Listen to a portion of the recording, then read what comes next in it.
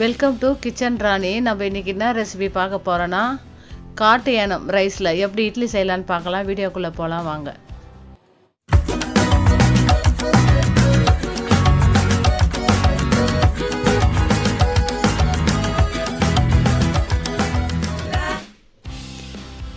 இட்லி செய்யறதுக்கு முதல்ல நம்ம அந்த காட்டு யானம் ரைஸ் இருக்குல்ல, அது வந்து ஒரு டம்ளர் எடுத்துக்கலாங்க. அதாங்க ரெட் ரைஸுங்க. அது நான் வந்து ஒரு 1/4 கிலோ எடுத்திருக்கேன்.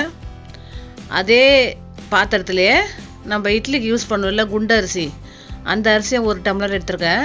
1/2 டம்ளர் உளுந்து, கொஞ்சமாக வெந்தயம் போட்டுக்கலாம். அதுலேயே வெந்தயம் போட்டுட்டு இது வந்து 8 மணி நேரம் ஊற வைக்கணுங்க இந்த ரைஸை. இட்லி அரிசி டக்குன்னு ஊறிடும். ஆனால் அந்த ரெட் ரைஸ் இருக்குது பார்த்தீங்களா, காட்டு யானம் ரைஸ், அது வந்து அவ்வளோ சீக்கிரம் ஊறாது. அது அதனால் 8 மணி நேரம் ஊற வச்சுக்கலாம். ஆனால் எனக்கு வந்து டைம் கிடையாது, அதனால் நான் வந்து ஓவர் நைட் தான் ஊற வச்சேன். நைட்டு ஊற வச்சுட்டு காலையில் தான் அரைச்சேங்க. பாருங்கள், மறுபடியும் நம்ம நல்லா இதை வாஷ் பண்ணி எடுத்துகிட்டு தண்ணி ஊற்றி ஊற வச்சுக்கலாம். ஊற வச்சுட்டு ஒரு 8 மணி நேரம் ஊற வச்சு, இது கொஞ்சமாக தானே இருக்குது, நம்ம மிக்சிலே போட்டு அரைச்சிக்கலாம். மிக்சிலே போட்டு நல்லா நைஸாக அரைச்சிக்கலாம். இந்த காட்டு யானம் ரைஸ் வந்து உடம்புக்கு ரொம்ப ஹெல்த்திங்க. கண்டிப்பாக சுகர் பேஷண்ட்டில் தாராளமாக சாப்பிட்லாம் இந்த இட்லியை. உடம்புக்கு அவ்வளோ ஹெல்த்தியான ஒரு இட்லி இது.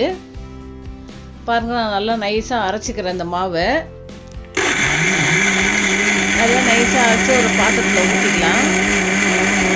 ஊற்றிட்டு இது வந்து 8 மணி நேரம் ஊறினாங்க. மாவு நல்லா புளிச்சாதான் இட்லி நல்லாயிருக்கும். பாருங்கள், நான் எந்த அளவுக்கு அரைச்சிருக்கேன்னு சொல்லிட்டு பாருங்கள், நல்லா நைஸாக அரைச்சிட்டேன் நான். இதை வந்து ஒரு பாத்திரத்தில் மாற்றிக்கலாம். நான் உப்பு போட்டுட்டேன். உப்பு போட்டது உங்ககிட்ட காட்டல. நான் உப்பு போட்டுட்டேன். 8 மணி நேரம் ஊற வச்சிட்டேன். பாருங்கள், அந்த பாத்திரத்தில் வந்து மாவு நிறைய ஃபுல்லாக பொங்கி வந்துடுச்சு. அதனால தான் ஒரு சின்ன பாத்திரத்தில் மாவு நான் மாற்றிக்கினேன். இந்த மாவு நீங்கள் தண்ணியாக இட்லி ஊற்றினா கூட சரி, இட்லி வந்து நல்லா கெட்டியாகவே இருக்கும் இந்த இட்லி. இதே மாதிரி நீங்களும் வீட்டில் ட்ரை பண்ணி பாருங்கள். நம்ம எப்போவுமே ஒரே மாதிரி இட்லி சாப்பிடாம இது மாதிரி கொஞ்சம் டிஃப்ரெண்ட்டாக சாப்பிட்டா உடம்புக்கும் நல்லா ஹெல்த்தியாக இருக்கும். பசங்களும் கொஞ்சம் விரும்பி சாப்பிடுவாங்க, குழந்தைங்களும். அதுக்கு நம்ம ஒரு பாத்திரத்தில் தண்ணி முதல்ல ஹீட் பண்ணிக்கலாம். ஹீட் பண்ணிவிட்டு தண்ணி நல்லா கொதிக்குது பாருங்கள். எப்போவுமே தண்ணி கொதிச்சதுக்கப்புறம் தான் நம்ம இட்லி ஊற்றி வைக்கணும். நான் இட்லி தட்டில் ஆல்ரெடி எண்ணெய் தடவிட்டேன். பாருங்கள், நம்ம மாவு கொஞ்சம் தண்ணியாக தான் ஊற்றுற பாருங்கள். அப்படி இருந்து பாருங்கள், இட்லி ரொம்ப நல்லா கெட்டியாகவே வரும். நீங்கள் தண்ணியாக வேணால் ஊற்றிக்கலாம், இல்லை இன்னும் கூட கொஞ்சம் தண்ணி கம்மி பண்ணாலும் பண்ணிக்கலாம். நான் கொஞ்சம் தண்ணியாக தான் கலந்து ஊற்றினேன்.